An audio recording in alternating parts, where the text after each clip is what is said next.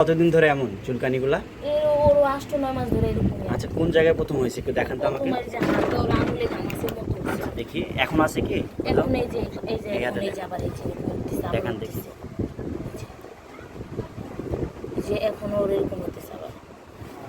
এই যে আঙুলে এই যে পায়ে। আচ্ছা আমি দেখতেছি। পায়ের ফাঁকে, হাতের ফাঁকে ফাঁকে আছে কিনা দেখান তো। না, হাতের এখনো ফাঁকে ফাঁকে অনেকটা ওষুধ খাওয়ার পরে চলে গেছে। হুম। আবার এই যে ওর পায়ে এরকম হয়ে যেতেছে আবার। এই যে পায়েগুলো কালো কালো দাগ হয়ে যাচ্ছে। এই যে ঠ্যাঙে। কোথায়? এই যে আমারও এরকম হয়ে গেছিল কালো কালো আচ্ছা। দাগ হয়েছিল। কালো কালো আছে দুই আঙ্গুলের এমনি ফাঁকে আঙুলে ফাঁকে আছে। যে হয় যে দেখি। এগুলো এরকম দাগ হয়ে গেছে। এগুলা ফাঁক, আঙ্গুলগুলো ফাঁক করেন তো দেখি, এগুলোর মধ্যে আছে কোথাও? না, এমনি আঙুলের ফাঁকে ফুঁকে নাই। এই হাতে? এই হাতে যে এরকম কালো কালো দাগ হয়ে গেছে, আবার এই যে এরকম পায়ে। পায়ে দেখি। এই যে পায়ে এরকম হয়ে গেছে। পায়ে এরকম হচ্ছে, ভিতরে আছে, শরীরের ভিতরে আছে। হুম। আপনার হাজবেন্ডের? ওর আব্বুর এরকমই সেম। এই ভদ্রমহিলা মূলত আমার কাছে এসেছিলেন তার বাচ্চাকে নিয়ে একটা ফ্রি ক্যাম্পেইনে গ্রামে।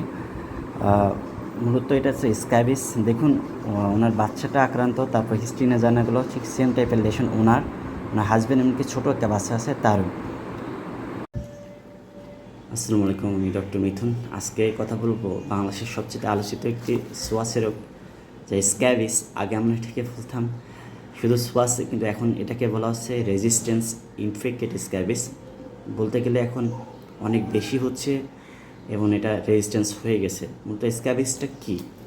স্ক্যাবিসটা হচ্ছে মাথার উকুন, ঠিক যে টাইপের ঠিক সেই টাইপের একটা ডিজিজ।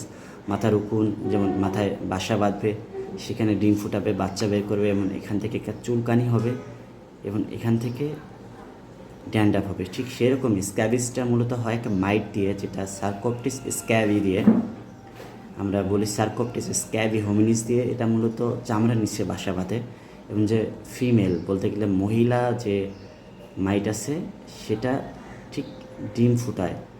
ডিম যখন সে ফুটায় ঠিক চামড়ার নিচে সে আরও বেশি গর্ত করে ওখানে ডিম ফুটায়, এবং ডিমটা ফুটায় সে বেশিরভাগ রাতের বেলায়। এই জন্য দেখবেন যে যারা স্ক্যাবিসকে আক্রান্ত, ঠিক তাদের চুলকানিটা হবে বেশিরভাগ ঠিক রাতের বেলায়। এবং এটা কাদের হয়? এটা মূলত যেহেতু সোয়াসে রোগ, এটা একজন থেকে আরেকজনের ইজিলি সংক্রমিত হতে পারে। বিশেষ করে যারা স্লাম পিপল বস্তিতে থাকেন, অনেক মানুষ একসঙ্গে গাদাগাদি করে আছেন, একজনের হয়ে গেছে, তার বেড সবাই ইউজ করতেছে। বিশেষ করে তার সাথে স্কিন টু স্কিন কন্ট্যাক্ট, একজনের সাথে আরেকজনের যদি স্কিন কন্ট্যাক্ট থাকে, তাদের ব্যবহৃত জিনিসপত্র যেমন টাওয়েল, তোষক, কাপড় চোপড় কেউ ইউজ করে, এমনকি কলমও যদি ইউজ করে, সেক্ষেত্রে হওয়ার সম্ভাবনাটা বেশি বেড়ে যায়। এটা বস্তির পিপলদের মানে আমরা এখনও অনেক বেশি পাই। তারপর school going as a child, তারা তো বোঝে না আপনার বাচ্চা স্কুলে গেছে, একটা বাচ্চা এরকম খোসবাচ্চারা বা চুলকানি নিয়ে আসে, ওর সাথে খেলতেছে, হাত ধরে টাচ করছে, ওরও হবে এবং ও আক্রান্ত হলে ঠিক আপনাকে আক্রান্ত করবে। বিশেষ করে হচ্ছে মাদ্রাসার হোস্টেলগুলোতে, মাদ্রাসা স্টুডেন্টের মাঝে এটার হার অনেক বেশি এখনও, যেখানে পুয়ার হাইজিন মেনটেন করা হয়। যারা রেগুলার গোসল করে না, তাদের তোষক, বেডশিট এগুলো পরিষ্কার করে না, ঠিক তাদের মাঝে হওয়ার সম্ভাবনা বেশি। এবং বেশিরভাগই আরও হচ্ছে এখন হোস্টেলগুলোতে, বয়েজ হোস্টেল, গার্লস হোস্টেল। যেমন কিছুদিন আগে একটা নিউজে চলে আসছিল যে রাজশাহী ইউনিভার্সিটিতে ম্যাক্সিমামদের মাঝে এটা ছড়িয়ে গেছে, স্টুডেন্টের মাঝে, যে স্ক্যাবিসটা মূলত এদের হচ্ছে। এখান থেকে স্ক্যাবিস যে পেশেন্টগুলো, তাদের কী কী হতে পারে, যেমন প্রথমে লাল লাল গুটি গুটির মতো উঠতে পারে। ঠিক বেশিরভাগই হয় হাতের এক্সটেন্সর সারফেস, আমরা যেটা বলি এক্সট্রিমিটির, ঠিক এই সারফেসগুলোতে বেশি হবে লাল লাল গোটা গোটা। এবং বলা হয় 2 আঙ্গুলের ফাঁকে ফাঁকে, ইন্টারজেটাল ওয়েভ, এগুলোতে হয়। পায়ে হতে পারে, পেটে হতে পারে, পিঠে হতে পারে, এবং গোপন আঙ্গুল যেগুলো আছে সেগুলোতে হতে পারে। এইসব পেশেন্টের কমন হিস্ট্রি হচ্ছে, যাদের স্ক্যাবিস কেমনে বুঝবেন, ঠিক এরকম গুটি গুটি টানার মতো নিয়ে আসবে এবং হিস্ট্রি নিয়ে দেখা যাবে যে উনি শুধু একাই আক্রান্ত না, ওনার পরিবারের বাকি সদস্যরাও ঠিক এরকম একটা রোগে আক্রান্ত, যেটা দিয়ে লোকাল ফার্মেসি, পল্লী চিকিৎসক বা আদার কারো কাছে যে অনেক দিন ধরে উনি মলম লাগাচ্ছেন, ওষুধ খাচ্ছেন, কিন্তু এটা কোনোভাবেই ভালো হচ্ছে না। শুধু ভালো না হওয়ার অনেক কারণ আছে, শুধুমাত্র স্ক্যাবিস ওষুধ দিয়ে কখনো থেমে থাকবে না। এটাতে কিছু নিয়ম আছে, ঠিক সেসব মেনে চললেই স্ক্যাবিস থেকে ভালো থাকা যাবে। আমি একটা ভিডিও দেখাচ্ছি। তার ক্ষেত্রে অবশ্যই মনে রাখতে হবে যে ট্রিটমেন্ট শুরু করার একসঙ্গে সবার শুরু করতে হবে।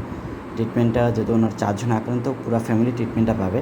এবং ট্রিটমেন্ট শুরু করার সাথে সাথেই বাসার যত কাপড় চোপড় ব্যবহৃত কাপড় চোপড় যেগুলো ধোয়ার মতো সেগুলো এক রাত ডিটারজেন্ট এবং গরম পানিতে চুবিয়ে রেখে ধুয়ে তারপর পরপর কয়েক রোদে শুকাতে হবে।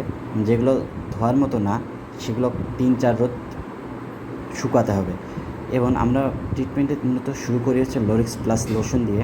অ্যাডাল্ট পার্সনের ক্ষেত্রে বা ইমিক্সি লোশন নামে পাওয়া যায়। এটা মূলত পারমেথ্রিন 5% আর কোটামিটন একসঙ্গে।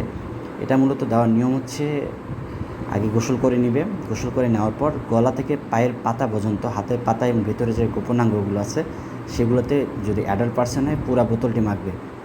মেখে তিনি 10 ঘন্টা পরবার তার পরের দিন শুধুমাত্র পানি দিয়ে গোসল করবেন। এটা পরপর সপ্তাহে একদিন মাখবেন, পরপর 2 সপ্তাহ। এবং আপনার ফিজিশিয়ান চাইলে এটাকে আরও বাড়াতে পারেন। এটা দিলে মূলত অনেকটা একটু জ্বালা পোড়া লাল লাল ভাব এটা হতে পারে, এটা নর্মাল আর কি, এটা ড্রাগের রিয়াকশনের কারণে। চুলকানি থাকার জন্য আমরা দিই ব্লাস্টিন, যেমন আমি এখানে বিলি ইউজ করেছি 20 mg। এটা মূলত ব্লাস্টিন। চুলকানি থাকলে এনে রাতে করে একটা করে খাবে। চুলকানি থাকলে বাড়াবে 10 দিনের চেয়ে বেশি, চুলকানি না থাকলে 10 দিনই খাবে। ট্যাবলেট স্ক্রাবো আইভেরা, এটা মূলত আইভারমেকটিন। অবশ্যই আইভারমেকটিন আপনার রেজিস্টার্ড ফিজিশিয়ান ছাড়া আপনি কখনও ইউজ করবেন না। আইভারমেকটিন প্রোটোজোয়াটাকে মারার জন্য, মানে পোকাটাকে মারার জন্য আমরা ইউজ করি। এটা 15 কেজির নিচে ব্যবহার করা যায় না এবং এটা সপ্তাহে 1টি করে ট্যাবলেট খাবে ভরা পেটে এবং পরপর 2 সপ্তাহ খাওয়া যায়। যদি দরকার হয় পরের সপ্তাহে দরকার হবে, কারণ এটা বেশি খেলে আপনার লিভার ড্যামেজ হতে পারে। এটা অবশ্যই ফিজিশিয়ানের পরামর্শ নিজে খাবেন। যেহেতু এখন স্ক্যাবিসটা রেজিস্ট্যান্স, সেই ক্ষেত্রে আমরা ইউজ করি টেট্রাসল সলিউশন। এটা মনোসালফাম 25%। এটা মূলত ভালো কাজ করে, প্রিভেনশনের জন্য আমরা ইউজ করি। এটা মূলত 1 চা চামচের মতো নিয়ে 1 চা চামচ নারকেল তেল একসাথে মিক্স করে গোটা শরীরে মাখবে যেখানে যেখানে ঘাগুলো থাকে, এবং সুষম খাদ্য খাবে। এবং যদি আপনার ফিজিশিয়ান বা চর্ম যৌন বিশেষজ্ঞ রামাটোলজিস্ট মনে করেন যে আরও কিছু ড্রাগ দেওয়া যাবে, তিনি অবশ্যই দিবেন। এসব মেনে চললে ইনশাল্লাহ স্ক্যাবিস